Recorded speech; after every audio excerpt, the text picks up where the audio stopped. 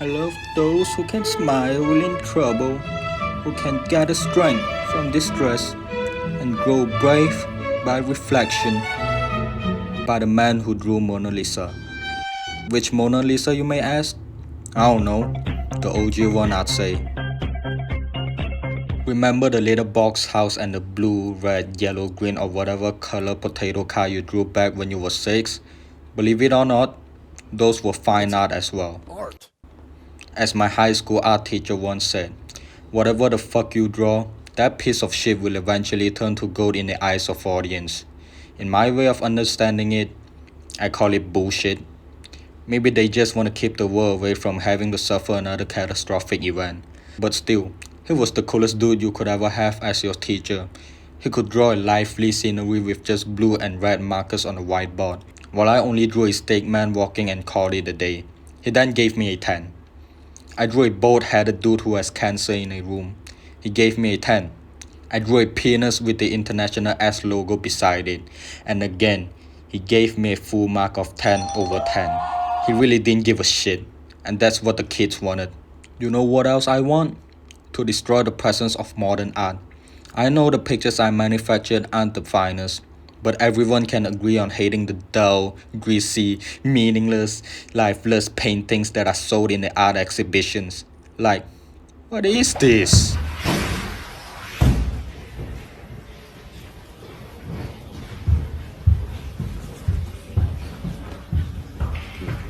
Hail. This man is charging 20k on a wall with lines of marker ink that he rendered by jumping on a trampoline and drawing along the way to the end. So you're telling me that this guy with a man bun gets to call it art and sells it and it is acceptable, but when I draw sunshine on the wall, it is called vandalism and I get an ass whooping instead of getting paid. That don't seem fair to me. Even my man at the bottom says hell no. Hail. Here's another image of modern art. They call this piece Comedian. And it is designed by an Italian. I swear to God, Michelangelo is rolling in his grave right now. Imagine sticking an edible banana on a wall with a piece of duct tape and it is now worth $120,000. That dude must have felt like a comedic genius after doing that shit. You know what? I'ma poop on the wall in a rhythmic way and sell it for a gazillion dollars because no one has ever done it in human history. So, Your Honor, I find no guilt in demolishing the existence of modern monotonous art.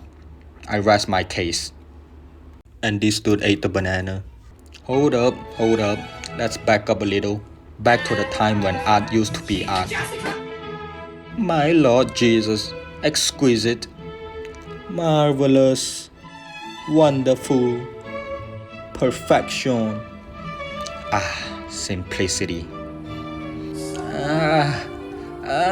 Musical art, one of the essentials every breathing human being must have. I do not care which corner of the world you're from. Music is what unites all differences, races, gaps, and even social status, except for politicians. Just listen to this shit. Stay with me. Don't tell me it didn't make you fly high in the sky. If not, then perhaps you should try listening to this. Jouer du piano debout, c'est peut-être un détail pour vous, mais pour moi ça veut dire beaucoup. Ça veut dire qu'il était libre. You still not impressed? Okay. How they sound? Nameless creature. I still have no pity. But you like that as much as how much I love my dog. And I like my dog like how I like Pitbull. Before the birth of this bold man, we had this bold man. Mr. Worldwide is so famous that when you search up Pitbull, this dog will show up instead of this dog. And then we have dog waters who call themselves Who the fuck dog. are you, bitch? If you think these artists I am showing on the screen right now are good, you need to get a lobotomy. Look, to say the least, personally, I just don't really like their production that much. Or maybe I just have a really bad taste in music.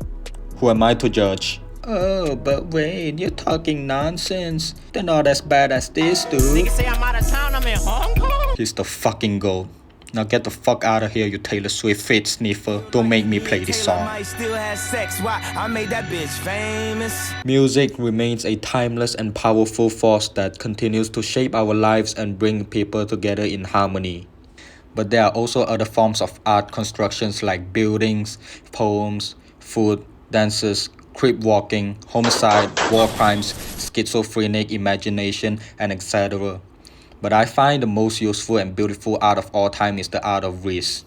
The basic definition of riskology is the study or knowledge of risk. And why do I consider this as a form of art? It's because you can use it and smooth out a lot of situations.